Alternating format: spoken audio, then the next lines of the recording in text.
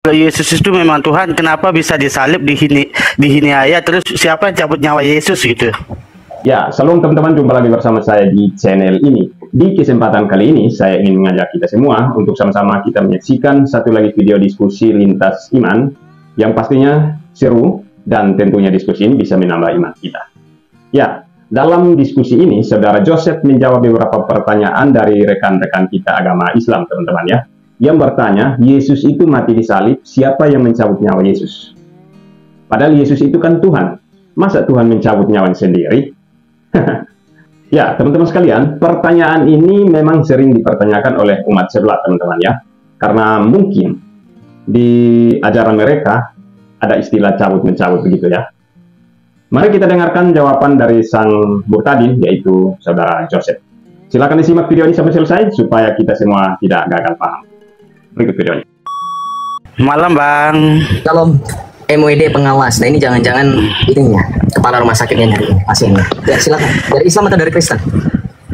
Islam Bang. Ya, Boleh bertanya Bang? Oh, sangat boleh, silakan. Maaf dulu bertanya Bang ya. Benar kan Bang, Yesus itu dia mati disalib kan? Betul, Yesus dia wafat di kayu salib, turun ke pantian pada hari ketiga, bangkit dari antara orang mati. Betul, sangat betul sekali. Dulu pertanyaanku Bang, kalau Yesus itu memang Tuhan, kenapa bisa disalib, dihina, terus siapa yang cabut nyawa Yesus gitu? Tidak ada konsep pencabutan nyawa. Kita mengalami kematian karena kejatuhan dosa. Upah dosa adalah maut. Tidak ada cabut-cabut nyawa. Ya, konsep cabut nyawa itu hanyalah di Islam. It's kind of like fairy tale. Kamu tahu fairy tale nggak? Kisah dongeng. Yes, terus? Ya, kita mengalami kematian karena kita mengalami dosa asal yang terwariskan dari Adam karena kejatuhan dosa, sehingga tubuh kita yang fana ini mengalami kematian. Maka dikatakan dalam Alkitab upah dosa adalah maut. Begitu. Supaya kita tidak mengalami kematian, ya kita harus menderita bersama Kristus sesuai yang apa yang tertulis dalam kitab Galatia. Jika kamu menderita bersama dengan Dia, kamu pun mengalami permuliaan yang sama dengan Dia. Makanya Tuhan Yesus bilang di dalam Yohanes 11 ayat 25, akulah kebangkitan dan hidup, barang siapa percaya kepadaku, ia tetap hidup meskipun ia sudah mati.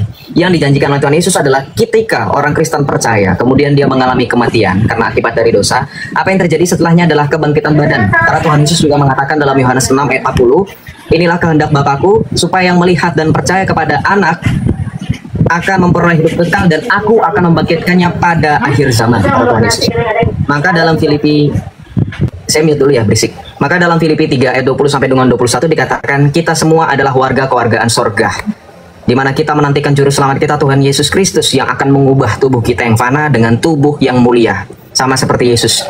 Ketika dia bangkit, tubuhnya yang mulia itu, ya, jadi bukan tubuh yang fana, gitu. Jadi kematian itu terjadi bukan karena dicabut oleh malaikat atau siapapun ya teman-teman. Dan Yesus pun menyerahkan nyawa di kayu salib, sesuai dengan Yohanes 10 ayat 17. Bapa mengasihi aku, oleh sebab aku menyerahkan nyawaku dan aku menerimanya kembali. Tidak seorang pun mampu untuk mengambilnya daripadaku selain diriku sendiri, kata Tuhan Yesus. Maka implementasinya pada saat perkataan Yesus di kayu salib, ya, setelah yang sering dikutip oleh orang Islam, Eli Eli lama sabachthani, Yesus juga ngomong, Tuhan Yesus juga ngomong, ya Bapa, ke dalam tanganmu kuserahkan nyawaku. Itu bukti nyatanya, Yesus yang menyerahkan nyawanya, bukan dicabut-cabut. Nggak ada konsep cabut-cabut nyawa, paham? Ya, gitu. Tapi kan Yesus mati Bang, terus berarti ya, nyawanya nggak hilang gitu? Yesus itu mati di kayu salib, betul. Turun ke tempat penantian. Kita baca dalilnya Bang, 1 Petrus 3 ayat 18. Karena Kristus mati untuk kita. Dia yang dibunuh dalam keadaannya sebagai manusia. Ya, kemanusiaannya mati tetapi keilahiannya tidak dapat mati. Paham? Karena keilahian itu eksistensinya kekal. Jadi pola pikirmu mau kemana nih? Udah saya terjawab semuanya, sudah saya jawab. Cabut nyawa tidak ada. Cuma raganya yang mati gitu maksudnya Bang ya? Kok raganya mati? Tadi kan jelas. Kemanusiaannya yang dibunuh dalam keadaannya sebagai manusia ketika dia menyerahkan nyawanya. Ya, kalau nyawa memang nggak bisa mati. Maksudnya mati kan dalam definisi kamu kan hilang begitu saja. Nyawa kan nggak hilang. Rohnya Yesus itu turun ke tempat penantian untuk memberitakan Injil kepada roh-roh yang ada di alam penjara. Sesuai dengan dalil 1 Petrus 3 ayat 18 sampai dengan 19. Nih, saya bacakan ya sekali lagi. Sebab juga Kristus telah menderita sekali untuk dosa-dosa kita, Ia yang benar untuk orang-orang yang tidak benar, supaya Ia membawa kamu kepada Allah. Ia yang telah dibunuh dalam keadaannya sebagai manusia, tetapi telah dihidupkan menurut roh. Dan di dalam roh itu juga, Ia pergi memberitakan Injil kepada roh-roh yang di dalam penjara, yaitu alam penantian, di mana tempat Adam, Hawa, Abraham, Noah itu menanti dengan penuh harapan. Nah, Apalagi? Sekarang saya boleh tanya balik nggak kira-kira? Saya boleh tanya balik nggak? Saya tanya simpel. Gini bang, kalau bisa jawab, tak jawab itu silakan bertanya. Kalau bisa jawab, insya Allah terjawab. Oke, saya nanya sama semua orang Islam yang ada di bawah juga sekalian ya. Kalau misalnya ada yang bisa bawa, jawab, bantu bapak ini. Kalau bapaknya nggak bisa jawab, apakah di Islam betul ada konsep pencabutan nyawa? Benar bang. Benar. Siapa yang Untuk mencabut nyawa? umat Muslim, Ya, mereka siapa penyebut yang nyawa. Siapa namanya? Siapa namanya? Siapa nama malaikat pencabut nyawa? Siapa nama malaikat pencabut nyawa?